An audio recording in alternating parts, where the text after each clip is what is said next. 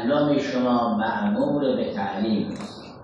الأمر الأول تبين لنا وقيل لنا بأن تحصيل العلم من أولى الواجبات، ونحن نعلم أن بين يدينا المعلوم متوفر أيضا، وقبل المعلوم هناك أساتذة ومدرسون كذلك هم متناول أيدينا.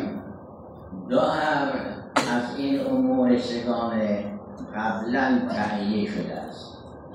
یکی مربوط به نظام هستی است که از صدر تا ساقط، از ساقط تا صدر را خدا آفرید اولا و همه فرمان داد که در تحت اختیار بشر باشد ثانیاً.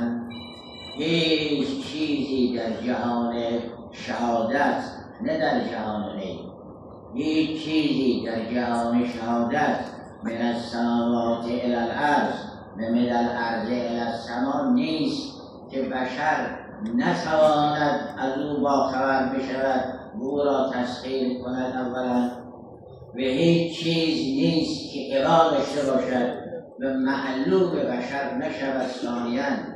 هم بشر مأمور فراگیری است، هم نظام هستی مأمور تسخر و تسخیر پذیری جامعه بشریت است.